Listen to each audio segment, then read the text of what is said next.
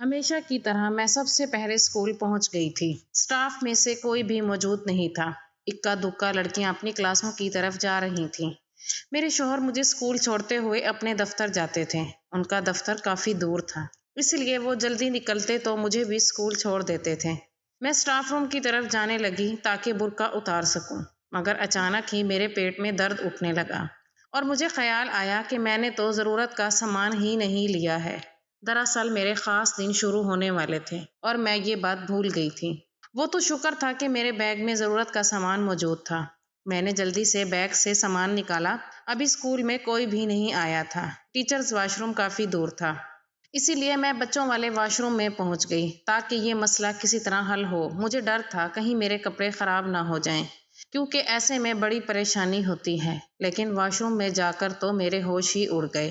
جو منظر میں نے دیکھا، میری چیخیں سارے اسکول میں گونجنے لگی۔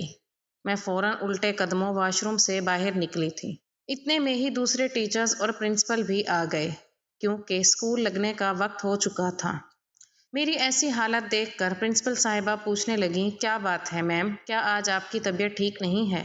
میں نے پریشانی کے عالم میں انہیں بتایا کہ میں نے یہ منظر دیکھا ہے، تو وہ ایک دم ہی ہکا بکا ہو گئی۔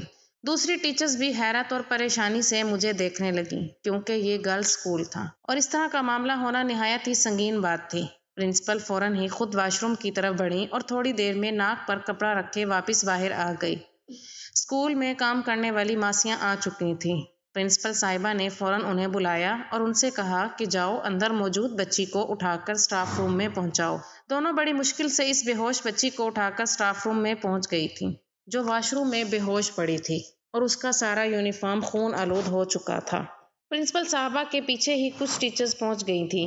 باقی ٹیچرز کو پرنسپل صاحبہ نے ہدایت کی تھی کہ آپ اسکول کے دوسرے طلباء کو دیکھیں، یہ بات باہر نہیں نکلنی چاہیے۔ لڑکیوں کے واش روم کو بھی تالا لگوا دیا گیا تھا۔ پرنسپل صاحبہ بچی کو ہوش دلانے کی کوشش کرنے لگی، لیکن شاید خون بہت زیادہ بہہ چکا تھا۔ میرا خیال تھا کہ ہمیں اس بچی کو ہسپتال لے کر جانا چاہیے تھا، لیکن پرنسپل صاحبہ بہت زیادہ خوف کھا رہی تھی، کیونکہ یہ بات کوئی معمولی نہیں تھی۔ پولیس کیس بن سکتا تھا اور اس اسکول کی بدنامی بھی ہوتی۔ سارا معاملہ پرنسپل صاحبہ پر آ کر اٹھتا اور ہر تفتیش کا جواب انہیں دینا پڑتا، اسی لیے وہ اس معاملے کو اندر ہی اندر دبانا چاہ رہی تھی۔ پھر انہوں نے اپنی ایک جاننے والی ڈاکٹر کو فون کر کے بلایا اور اس نے آ کر بچی کا چیک اپ کیا تو کہنے لگی، اس کی جان کو خطرہ ہے، اسے فوراً ہسپتال لے کر جانا چاہیے۔ اگر یہ جلدی ہوش میں نہ آئی تو مجھے ڈر ہے کہ یہ کوما میں جا سکتی ہے۔ ڈاکٹرز نے تو پوری طرح ہی ہمیں ڈرا دیا تھا۔ میں نے پرنسپل صاحبہ سے کہا کہ زیادہ دیر نہ کریں، کسی قریبی ہسپتال لے چلیں، بعد میں جو بھی ہوگا دیکھا جائے گا۔ میں خود 3 بیٹیوں کی ماں تھی، اسی لیے اس بچی کی یہ حالت دیکھ کر میرا دل کانپ رہا تھا۔ پھر میں پرنسپل صاحبہ کے ساتھ اس بچی کو لے کر ہسپتال بھاگی۔ میں نے اس کے ہاتھوں میں ہاتھ لیا اور پھر وہ لوگ اسے آپریشن تھیٹر میں لے کر چلے گئے۔ پرنسپل صاحبہ مجھے غور سے دیکھتے ہوئے کہنے لگی، یہ بچی آپ کی کلاس میں پڑھتی ہے نا؟ کیا آپ کو معلوم ہے یہ کب سے چل رہا ہے؟ یہ ایک دن کی بات تو نہیں ہو سکتی۔ پرنسپل صاحبہ کی بات پر میں خاموش ہو گئی، کیونکہ واقعی یہ ایک دن کی بات تو نہیں ہو سکتی۔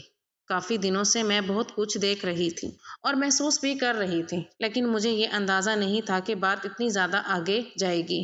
کچھ ہی دیر گزری تھی کہ پرنسپل صاحبہ کے پاس اسکول سے فون آ گیا۔ سینئر ٹیچر بتا رہی تھی کہ اسکول کی بچیوں میں یہ بات پھیل چکی ہے۔ لاکھ چھپانے کے باوجود بھی وہ سرگوشیوں میں یہی باتیں کر رہی ہیں اور اب انہیں ڈر ہے کہ یہ بات باہر لیک نہ ہو جائے۔ ساتھ ہی وہ بچی کی خیر خیریت بھی پوچھ رہی تھی۔ پرنسپل صاحبہ کے تو پسینے چھوٹ رہے تھے، کیونکہ بچی اسکول یونیفارم میں تھی اور جو کچھ بھی ہوا تھا وہ اسکول کی 4 دیواری کے اندر ہوا تھا، اس لیے ان کی جان اٹک رہی تھی کہ اب وہ ایک بڑی مصیبت میں پھنس جائیں گی۔ وہ مجھ سے کہنے لگی، کس طرح اس معاملے کو یہیں ختم کر دوں؟ اس بچی کے گھر والوں کو بلاؤ اور انہیں برا بھلا کہہ کر اس بچی کو ان کے آسرے چھوڑ دو۔ ہم واپس اسکول چلے جائیں گے، پھر یہ قصہ یہیں ختم ہو جائے گا۔ میرا دل اس بات کے لیے راضی نہیں تھا، لیکن پھر بھی پرنسپل صاحبہ کے دباؤ میں آ کر میں نے اس بچی کے گھر والوں کو بلوایا۔ وہ یتیم بچی تھی، بس اس کے سر پر اس کی ماں کا سایہ تھا اور اس کی ماں میرے گھر کی صفائی کا کام کاج کرتی تھی، اس لیے اسے بلانا میرے لیے مشکل نہیں تھا۔ مگر جب وہ اسکول آئی اور اسے سارے معاملے کا بتایا گیا تو وہ چیخ چیخ کر رونے لگی اور ہمیں ہی برا بھلا کہنے لگی۔ اس کی چیخوں پر ہسپتال کے کافی لوگ جمع ہو گئے اور اس بات کا تماشا بننے لگا تو پرنسپل صاحبہ نے بڑی مشکل سے اسے خاموش کروایا اور اسے دھمکایا اگر وہ چپ نہ ہوئی تو اس بچی کی ہی بدنامی ہوگی۔ یہ سن کر وہ خاموش ہو گئی۔ پھر پرنسپل صاحبہ بڑے برے طریقے سے اس سے پوچھنے لگی کہ تمہاری بیٹی کیا کرتی رہی تھی؟ تم کیسی ماں ہو؟ تمہیں پتہ نہیں چلا اور تمہاری بیٹی نے اتنا بڑا کارنامہ سر انجام دے دیا۔ پرنسپل صاحبہ کے لفظوں پر اس عورت کے چہرے کا رنگ اتر گیا تھا۔ وہ بڑی حیرانی سے پرنسپل صاحبہ کو دیکھ رہی تھی۔ شاید اسے ان سے اس لہجے اور ایسے الفاظ کی توقع نہیں تھی، لیکن پرنسپل صاحبہ بس اس کی کوشش میں تھی کہ کسی طرح اس معاملے کو اس کی ماں کے سر ڈالے اور خود واپس اسکول پہنچ جائے اور اس معاملے سے کنارہ اختیار کر لیں، جبکہ اس کی ماں کا کہنا تھا کہ میری بچی بہت ہی نیک ہے، اس نے کبھی کوئی غلط کام نہیں کیا۔ وہ تو ہم سے پوچھ رہی تھی کہ اس کی بچی کے ساتھ اسکول میں کیا ہوا ہے، کیونکہ وہ اسکول کے سوا اور کہیں نہیں جاتی۔ پرنسپل صاحبہ بہت پڑھی لکھی اور تیز عورت تھی۔ خود کو اس معاملے سے نکالنے کے لیے انہوں نے اس سے کہا، جب تمہاری بیٹی کو ہوش آ جائے تو خود اس سے پوچھ لینا کہ اس کے ساتھ کیا ہوا ہے، ہمیں تو کچھ معلوم نہیں ہے۔ اور پھر انہوں نے مجھے کہا کہ واپس اسکول چلو، لیکن سچ تو یہ تھا کہ میں اس بچی کو چھوڑ کر نہیں جانا چاہتی تھی۔ وہ میری کلاس کی بہت ذہین بچی تھی اور واقعی بہت نیک تھی۔ میں خود اس بات کی گواہ تھی کہ وہ بچی کتنی پاکیزہ ہے، لیکن پھر بھی اس کے ساتھ جو کچھ ہوا تھا اس کے پیچھے کسی نہ کسی کا ہاتھ تو ضرور تھا۔ مگر پرنسپل صاحبہ کے حکم کے آگے میں بے بس۔ یہ اسکول کا وقت تھا اور مجھے اپنی ڈیوٹی پر پہنچنا تھا، اسی لیے میں اس کی ماں کو صبر کی نصیحت کرتے پرنسپل صاحبہ کے ہمراہ واپس اسکول پہنچ گئی۔ سارے ٹیچرز میں تجسس تھا کہ بچی نے کیا بتایا، لیکن جب تک ہم واپس لوٹے بچی کو ہوش نہیں آیا تھا۔ میں کلاس میں گئی تو مجھے سنائی دینے لگا ہر لڑکی اس بچی ردا کے کردار پر بات کر رہی تھی۔ سبھی حیران تھے اور میری طبیعت ابھی بھی نہیں سنبھلی تھی۔ واش روم کا منظر میرے دماغ میں گھوم رہا تھا۔ 13 سال کی بچی کے ساتھ ایسے کیسے ہو سکتا تھا؟ واقعی یہ کوئی معمولی بات نہیں تھی کہ جسے دبایا یا چھپایا جاتا، اس کی تو تصدیق ہونی چاہیے تھی۔ پرنسپل صاحبہ نے سختی سے ہدایت کی تھی کہ اسکول میں کوئی اس بارے میں بات نہیں کرے۔ واش روم کی صفائی کروا دی گئی تھی اور جو کچھ وہاں سے ملا تھا اسے بھی ضائع کروا دیا گیا تھا۔ اسی طرح دوپہر ہوئی اور چھٹی ہو گئی۔ سب ہزاروں سوال ذہن میں لیے اپنے گھروں کو لوٹ گئے، لیکن میری منزل میرا گھر نہیں بلکہ ہسپتال تھی۔ مجھے ردا کے پاس جانا تھا۔ وہ غریب اور معصوم بچی تھی جیسے اس وقت میری ضرورت تھی۔ نہ جانے اسے ہوش بھی آیا تھا یا نہیں۔ میں نے رکشہ کیا اور ہسپتال کے لیے نکل پڑی۔ سارا راستہ ردا کا وجود میرے ذہن میں گھومتا رہا۔ اس کا خون آلود یونیفارم اور واش روم میں پڑا وہ چھوٹا سا وجود مجھے پوری طرح ہلا گیا تھا۔ میں ہسپتال پہنچی تو ردا کی ماں نے بتایا کہ اب اس کی حالت پہلے سے بہتر ہے، لیکن آنکھیں اس نے اب بھی نہیں کھولی، اس لیے ڈاکٹر اس سے ملاقات کرنے نہیں دے رہے۔ پھر وہ میرے گلے لگ کر پھوٹ پھوٹ کر روتے ہوئے کہنے لگی، مس حمیرہ، آپ کو تو پتہ ہے میں بیوہ عورت ہوں، گھروں میں کام کر کے گزارا کرتی ہوں، بس چاہتی تھی کہ میری بچی پڑھ لکھ کر کسی قابل ہو جائے تاکہ اس کا مستقبل میری طرح برباد نہ ہو، لیکن مجھے کیا پتا تھا کہ اسکول کی 4 دیواری میں میری بیٹی کے ساتھ ایسا ظلم ہوگا۔ اس کی بات سن کر میں چونک گئی اور میں نے اس سے کہا، تم کیسے کہہ سکتی ہو کہ اس کے ساتھ جو کچھ ہوا اسکول میں ہوا؟ یہ تو کئی دنوں پرانی بات معلوم ہوتی ہے۔ ردا کی ماں کہنے لگی، کیونکہ کچھ مہینوں سے وہ اسکول جانے کے نام سے کتراتی تھی۔ میں جب بھی اسکول کا یونیفارم دھو کر استری کرتی تو اس کی آنکھوں میں آنسو آ جاتے۔ وہ کہتی، اماں میرا اسکول میں دل نہیں لگتا، مجھے اسکول نہیں بھیجا کریں، جبکہ پہلے تو وہ کسی صورت چھٹی کے لیے تیار نہیں ہوتی تھی۔ مجھے لگا کہ شاید جیسے جیسے بڑی ہو رہی ہے پڑھائی سے اس کا دل اکتا رہا ہے، اسی لیے میں ہی اسے ڈانٹ ڈپٹ کر اسکول بھیجتی تھی کہ پڑھائی ضروری ہے، اس لیے مجھے لگتا ہے کہ اس کے ساتھ اسکول میں ہی کچھ غلط ہوا ہے۔ ردا کی ماں کی بات سن کر میں سوچ میں پڑ گئی۔ اسکول میں کچھ میل ٹیچرز بھی تھے جو لڑکیوں کے ساتھ تھوڑا بہت قریبی ہوتے تھے، ان کے ساتھ تنہائی میں باتیں بھی کیا کرتے تھے۔ خاص کر سر علی کی تو عادت تھی، وہ موقع ملتے ہی کسی نہ کسی لڑکی سے نزدیک ہو کر کھڑے ہو کر فضول کی باتیں شروع کر دیتے، لیکن میں کسی پر بھی اسی طرح کا شک نہیں کر سکتی تھی جب تک ردا ہوش میں آ کر خود سے کچھ نہ بتاتی۔ کچھ دیر گزری تو میرے گھر سے فون آنے لگا۔ میری بیٹیاں اسکول سے گھر پہنچ گئی تھی، میرے لیے پریشان ہو رہی تھی، اس لیے میں نے ردا کی ماں سے اجازت لی اور کہا میں شام کو آؤں گی۔ پھر میں نے ان کے ہاتھ پر کچھ پیسے رکھے اور اپنے گھر کے لیے نکل پڑی۔ گھر پہنچ کر بھی میرا ذہن ردا میں ہی الجھا ہوا تھا۔ شام کو میرے شوہر دفتر سے لوٹے تو میں نے انہیں سارا ماجرا بتا دیا اور یہ سن کر وہ ہکا بکا رہ گئے۔ مجھ سے کہنے لگے کہ وہ بچی اگر تمہاری کلاس میں پڑھتی تھی تو کیا تمہیں اتنے دنوں میں کچھ پتہ نہیں چلا؟ میں نے اپنے شوہر کو بتایا کہ وہ یتیم بچی تھی، میں نے ہمیشہ سے ہی اسے پریشان دیکھا تھا لیکن پچھلے کچھ دنوں سے اس کا حال بہت عجیب سا تھا۔ وہ کلاس میں ہو کر بھی کلاس میں نہیں ہوتی تھی، اس کے مارکس بھی ٹھیک نہیں آتے تھے، پڑھائی میں بھی کمزور ہوتی جا رہی تھی، بس بے دلی سے سارا وقت کلاس میں بیٹھی رہتی، اور اس بات کو میں نے بہت زیادہ محسوس کیا تھا۔ پھر کچھ دن پہلے اس کی طبیعت بھی کافی خراب تھی، اکثر بیٹھے بیٹھے اسے چکر آتے تھے، وہ بینچ پر سر رکھ دیا کرتی تھی۔ میں یہی سمجھتی رہی کہ گھر کے حالات کی وجہ سے شاید وہ کمزور اور نڈال ہو رہی ہے۔ کاش مجھے پتا ہوتا کہ اس کی پریشانی کے پیچھے کیا وجہ ہے، تو میں کسی بھی طرح اس کی مدد کرتی، اس کا ساتھ دیتی، یہ معاملہ اس حد تک نہ بگڑتا کہ آج وہ زندگی اور موت کے درمیان جھول رہی ہے۔ میرے سارے کام ہو چکے تھے، میں نے شوہر سے کہا مجھے ہسپتال لے کر چلیں، وہ مجھے ہسپتال لے گئے۔ ریدا کو ہوش آ چکا تھا، میں فوراً اس کے پاس گئی، اس کا ہاتھ پکڑا، اس کا چہرہ زرد پڑ چکا تھا، آنکھوں سے آنسو بہہ رہے تھے۔ میں نے اس سے کہا ریدا مجھ پر بھروسہ کرو اور مجھے بتاؤ کہ یہ سب کچھ کیسے ہوا اور کس نے کیا، لیکن بس وہ پھوٹ پھوٹ کر روتی رہی اور میرے پوچھنے پر بھی اس نے کوئی جواب نہ دیا، یہاں تک کہ میں تھک ہار کر واپس لوٹ آئی۔ میں چاہتی تھی کہ پولیس کو اس کے معاملے کی خبر کروں، لیکن ریدا کی ماں اس بات کے لیے راضی نہیں تھی، اسے لگتا تھا ایسا کرنے سے مزید بدنامی ہوگی، اور پھر پرنسپل صاحبہ تو اس بات کے حق میں نہیں تھی، مجھے اپنی نوکری بھی بچانی تھی اور میں ریدا کو انصاف بھی دلانا چاہتی تھی، اور اس کے لیے مجھے ہی کوئی قدم اٹھانا تھا۔ شوہر میری نیت جان چکے تھے، کہنے لگے جو بھی کرنا سوچ سمجھ کر کرنا، کیونکہ سب سے پہلے تم نے ہی اس بچی کو دیکھا تھا، اسی لیے تم بھی تفتیش کے دائرہ کار میں آؤ گی، اور یہاں تو پولیس والے تفتیش کے نام پر بھی جینا مشکل کر دیتے ہیں، وہ بار بار تمہیں پولیس اسٹیشن بلائیں گے تو تمہاری نوکری پر بھی اثر پڑے گا اور ہمارا گھر بھی ڈسٹرب ہوگا۔ میرے شوہر وہی سوچ رہے تھے کہ خود کو دوسروں کے مسئلے سے دور رکھنا چاہیے، جبکہ یہ استانی ہونے کی حیثیت سے مجھے لگتا تھا کہ یہ میری ذمہ داری ہے کہ میں اپنی اسٹوڈنٹ کو انصاف دلاؤں، اور خاص کر اسکول کے اندر ایسا دوبارہ نہ ہو، اس کے لیے کوئی نہ کوئی قدم اٹھاؤں۔ اگلی صبح میں سیدھے پرنسپل صاحبہ کے دفتر میں پہنچ گئی اور میں نے ان سے کہا میڈم ریدا والے کیس کو اتنی آسانی سے ختم نہیں کیا جا سکتا، اس کی ماں نے تو پولیس میں شکایت بھی نہیں کی ہے، لیکن ہمیں یہ کام کرنا چاہیے، آخر کسی نہ کسی نے تو اس کے ساتھ زیادتی کی ہے، اور ہو سکتا ہے کہ یہ حرکت اسکول میں ہی ہوئی ہو۔ آپ نے خود اپنی آنکھوں سے اس بچی کی حالت دیکھی ہے، اس نے اسکول کے واش روم میں ایک نامکمل بچے کو جنم دیا ہے، شاید وہ 2 یا 3 مہینے کی حاملہ تھی، اگر ایسے میں وہ مر جاتی تو کون ذمہ دار ہوتا؟ وہ تو شکر ہے کہ اسے ہوش آ گیا ہے اور اب وہ پہلے سے بہتر ہے، لیکن اگر دوبارہ ایسا کچھ ہوا تو پرنسپل صاحبہ نے مجھے گھور کر دیکھا اور کہنے لگی آپ ایک یتیم بچی کے لیے کچھ زیادہ ہی سوچ رہی ہیں، میں اس کی ماں کو خاموش کروا چکی ہوں اور ریدا کے علاج کے لیے میں نے خود بھی پیسے بھجوائے ہیں، اور اب اس قصے کو ختم سمجھیں اور نہ اپنے لیے کوئی مصیبت کھڑی کریں۔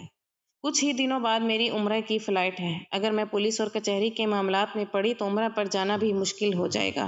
پرنسپل صاحبہ نے 2 ٹک لفظوں میں اپنا فیصلہ سناتے ہوئے مجھے کلاس میں جانے کا حکم دے دیا تھا، اور میں اپنا سا منہ لیے کلاس میں چلی گئی تھی، جہاں ساری لڑکیاں میری منتظر تھیں۔ میں بار بار ایک ایک چہرے کو دیکھ رہی تھی، اگر آج ریدا تھی تو کل کو ان میں سے کوئی اور بھی ہو سکتی تھی، اور بس یہی خیال مجھے چین سے جینے نہیں دے رہا تھا۔ میں نے لڑکیوں سے تنہائی میں بات چیت شروع کی، جو لڑکیاں ریدا کے قریب بیٹھی تھی، میں نے ان سے سوال جواب کرنے لگی۔ سب کا یہی کہنا تھا کہ ریدا کا رویہ کچھ دنوں سے بالکل بدل گیا تھا، لیکن اصل بات کیا تھی کہ کسی کو پتا نہیں تھا۔ پھر ایک بچی جو ریدا کے ساتھ آتی جاتی تھی، اس نے ایک ایسی بات بتائی جس نے مجھے چونکا کر رکھ دیا تھا۔ وہ کہنے لگی کچھ مہینوں پہلے انگلش کے سر نے ریدا کو چھٹی کے وقت اسکول میں روکا تھا۔ دراصل ریدا انگلش میں کافی کمزور تھی، اس کے گھر پر ایسی کوئی سہولت موجود نہیں تھی کہ وہ ٹیوشن پڑھ سکے۔ جب ہی وہ بار بار انگلش کا ٹیسٹ دیتی تھی، اس کے سر نے اسے کہا تھا کہ چھٹی کے بعد اسکول میں رک جاؤ اور پھر میں تمہیں سمجھا دوں گا۔ اس دن وہ میرے ساتھ گھر نہیں گئی تھی، اور اس کے بعد سے ہی ریدا کا رویہ بدل گیا تھا۔ مجھے لگا کہ شاید سر اسے زیادہ توجہ دے رہے ہیں، اسی لیے وہ مغرور ہو گئی ہے، اس کی نظر میں میری کوئی حیثیت نہیں رہی، اس لیے میں نے بھی اس سے بات چیت کرنا ختم کر دی۔ اتنا کہہ کر وہ بچی بالکل خاموش ہو گئی تھی اور میری جان نکل گئی تھی۔ میں تو سوچ بھی نہیں سکتی تھی کہ سر علی کے بارے میں میرا شک اس حد تک ٹھیک ہوگا۔ میں نے سوچا تھا کہ یہاں وہاں بھٹکنے کے بجائے سیدھے سر علی کے سر پر پہنچ کر ان سے سوال جواب کروں گی، اور پھر چھٹی کے وقت جب سارے ٹیچرز نکل گئے، میں اور سر علی اسٹاف روم میں بچ گئے تو میں نے انہیں روک لیا۔ وہ نکلنے ہی لگے تھے، میری آواز سن کر پلٹ آئے۔ میں نے مسکرا کر انہیں دیکھا اور کہا کہ مجھے پتہ چل گیا ہے کہ ریدا کے ساتھ زیادتی کس نے کی ہے۔ میری بات سن کر ان کے چہرے پر حیرت کے تاثرات آ گئے۔ کہنے لگے اگر ایسی بات ہے تو پھر آپ کو فوراً پولیس میں شکایت کرنی چاہیے، مجرم پکڑا جانا چاہیے۔ سر علی کا یہ اعتماد دیکھ کر میں ڈگمگائی تھی۔ اگر وہ مجرم ہوتے تو کبھی ایسی بات نہ کہتے۔ میں نے سختی سے ان سے پوچھا کہ آج آپ نے کچھ مہینے پہلے ردا کو چھٹی کے وقت کیوں روکا تھا؟ آخر ایسا کون سا کام تھا جو چھٹی کے بعد ممکن ہو سکتا تھا؟ میری بات سن کر وہ ایک دم ہی ہکا بکا رہ گئے اور کہنے لگے مس آپ مجھ پر شک کر رہی ہیں، کیا آپ کو لگتا ہے کہ میں نے ردا کے ساتھ میں خاموش رہی؟ تو وہ خود ہی بول پڑے، کہنے لگے ردا کو انگلش میں کافی دشواری ہو رہی تھی، اس لیے میں نے اسے چھٹی کے بعد روکا تھا تاکہ میں بٹھا کر آرام سے سمجھا سکوں، لیکن اتفاق سے میری بیوی کا فون آ گیا۔ اس کی طبیعت بگڑ گئی تھی، وہ ہسپتال میں تھی۔ آپ بھی جانتی ہیں کہ کچھ مہینے پہلے میرے گھر بیٹی ہوئی ہے۔ وہ وہی دن تھا، میں اسٹاف روم میں تھا کہ جب میری بیوی کا فون آیا تو میں نے چوکیدار سے کہا کہ ردا کو کہو وہ میرے انتظار نہ کرے، اسے واپس گھر بھیج دو، اور خود ہسپتال کے لیے نکل گیا۔ بس اس دن یہی بات ہوئی تھی۔ آپ چاہیں تو ردا سے بھی پوچھ سکتی ہیں، یا پھر چوکیدار بھی اس بات کی گواہی دے سکتا ہے۔ سر نے بہت افسوس سے میری طرف دیکھا اور کہنے لگے میں لڑکیوں سے صرف اسی لیے بات چیت کرتا ہوں تاکہ وہ مجھ سے سوال جواب کرتے ہوئے نہ ہچکچائیں، کیونکہ اکثر لڑکیوں کو میل ٹیچر سے پڑھنا مشکل لگتا ہے۔ افسوس بھری نظروں سے مجھے دیکھتے ہوئے وہ چلے گئے تھے۔ ان کے جانے کے بعد میں سوچ رہی تھی سر حمزہ نے بھی یہ حرکت نہیں کی تو پھر کس نے کی؟ مجھے اب بھی ان کی بات پر یقین نہیں ہوا تھا، اس لیے میں چوکیدار کے پاس پہنچ گئی۔ میں نے اس سے کہا بتاؤ کچھ مہینے پہلے ردا کے ساتھ کیا ہوا تھا؟ میں نے بس اندھیرے میں تیر چلایا تھا تاکہ وہ سر علی کی اصلیت مجھے بتا دیں، لیکن چوکیدار کے چہرے کی رنگت نے مجھے چونکنے پر مجبور کر دیا تھا۔ وہ کہنے لگا بی بی جی مجھے نہیں معلوم، اس کا اندازہ بتا رہا تھا کہ اسے کچھ نہ کچھ معلوم تھا، اسی لیے میں نے سختی سے کہا کہ میں پولیس کو اطلاع کرنے جا رہی ہوں، کیونکہ میں اب سارا سچ جان چکی ہوں، مجھے خود ہر بات پتہ چل گئی ہے۔ میری بات سن کر بھی چوکیدار نے اپنا منہ نہ کھولا، بس یہی کہتا رہا کہ بی بی جی ہمیں کچھ معلوم نہیں ہے، ہم تو اپنی ڈیوٹی کرتے ہیں۔ اس سے پہلے کہ میں مزید سوال جواب کرتی، پرنسپل صاحبہ وہاں پہنچ گئی۔ غصے سے کہنے لگی مس آپ کو سمجھ کیوں نہیں آتی کہ یہ بات اب ختم ہو گئی ہے؟ آپ اپنے گھر جائیں، کل میری عمرے کی فلائٹ ہے، میں صبح نکل رہی ہوں، اسی لیے میں کوئی نیا تماشا نہیں چاہتی۔ پرنسپل صاحبہ نے چوکیدار کو واپس بھیج دیا تھا اور ان کے کہنے پر میں بھی واپس اپنے گھر لوٹ آئی۔ پھر جب شام کو میں ردا سے ملنے گئی تو میں نے ان سے کہا کہ تم مجھے بتاؤ اس دن تمہارے ساتھ کیا ہوا تھا؟ کیا سر علی تمہارے پاس آئے تھے؟ یا پھر چوکیدار میری بات سن کر وہ اس طرح سے روئی کہ جیسے میں نے اس کے کوئی بہت بڑے زخم پر نمک چھڑک دیا۔ پھر اس نے مجھے وہ سچائی بتائی جسے جان کر میرے قدموں تلے سے زمین نکل گئی تھی، کیونکہ یہ بات تو میرے وہم و گمان میں بھی نہیں تھی۔ اس نے بتایا تھا کہ سر علی نے اسے روکا تھا، لیکن ان کی جگہ چوکیدار وہاں آیا تھا، اور پھر اس نے تنہائی کا فائدہ اٹھا کر بند کمرے میں اس کے ساتھ زیادتی کی تھی، اور اسے دھمکی بھی دی تھی کہ اگر وہ یہ بات کسی کو بتائے گی تو وہ اسے جان سے مار دے گا۔ وہ خوف زدہ ہو کر خاموش ہو گئی، لیکن پھر جب اس کی طبیعت زیادہ خراب ہونے لگی تو اس نے یہ بات چوکیدار کو بتائی، کیونکہ اکثر چوکیدار اسے استعمال کرنے لگا تھا، چھٹی کے بعد اسے روک لیا کرتا تھا۔ چوکیدار کو جب علم ہوا کہ امید سے ہو گئی ہے تو اس نے اپنا گناہ چھپانے کے لیے اسے بہت ساری دوائیاں کھلانے لگا۔ پچھلے کافی دنوں سے وہ چوکیدار کی دی ہوئی دوائیاں کھا رہی اور خوف کے مارے بالکل خاموش۔ پھر کچھ دن اس کے پیٹ میں شدید تکلیف شروع ہوئی، اور پھر 2 دن پہلے اس نے اسکول پہنچتے ہی واش روم میں ایک نامکمل بچے کو جنم دے دیا تھا۔ ابورشن کی دواؤں نے اسے اس حال کو پہنچایا تھا کہ وہی گر کر بے ہوش ہو گئی تھی، اور اگر میں وقت پر وہاں نہ پہنچتی تو شاید وہ مر چکی ہوتی۔ یہ سن کر میری جان نکل گئی تھی، اور ردا کی والدہ بھی حیران رہ گئی تھی۔ شاید انہوں نے بھی نہیں سوچا تھا کہ ان کی بیٹی کس اذیت سے گزر رہی ہے۔ یہ سچائی ہی میں نے فوراً چوکیدار کے بارے میں پتہ کرنے کی کوشش کی، اور یہ جان کر ہکا بکا رہ گئی کہ چوکیدار میرے اسکول سے نکلتے ہی اپنے گاؤں کے لیے روانہ ہو گیا تھا۔ اسے اپنے پکڑے جانے کا خوف ہو گیا تھا۔ اس کا گاؤں کون سا تھا، وہ کہاں سے آیا تھا، کوئی نہیں جانتا تھا۔ ردا کی اماں نے مجھے پولیس کو اطلاع نہ کرنے دی۔ وہ مزید ردا کی عزت کو داؤ پر نہیں لگانا چاہتی تھی۔ مجرم کے بارے میں جان کر میں بھی کچھ نہیں کر سکی تھی۔ پرنسپل صاحبہ عمرے پر چلی گئی تھی۔ میں سوچ رہی تھی کیا ایسا عمرہ قبول ہوگا؟ وہ چاہتی تو چوکیدار بہت پہلے پکڑا جاتا، لیکن انہوں نے کوئی قدم نہ اٹھایا، بس اپنے اسکول کو بچانے میں لگی رہی۔ میری سب والدین سے گزارش ہے کہ اپنے بچوں پر توجہ دیں، اگر ان میں کوئی تبدیلی دیکھیں تو ان سے سوال و جواب کریں۔ آج کے دور میں ہم اپنے بچوں کو کسی کے بھروسے نہیں چھوڑ سکتے، اسی لیے اپنے بچوں کا خود خیال رکھیں اور ان کے ہر معاملے پر نظر رکھیں تاکہ وقت پر آپ ہر طرح الرٹ ہو سکیں۔ آپ کو ہماری یہ کہانی اچھی لگی تو اس چینل کو ضرور سبسکرائب کیجیے اور کمنٹ سیکشن میں اپنی رائے کا اظہار کرنا مت بھولیے۔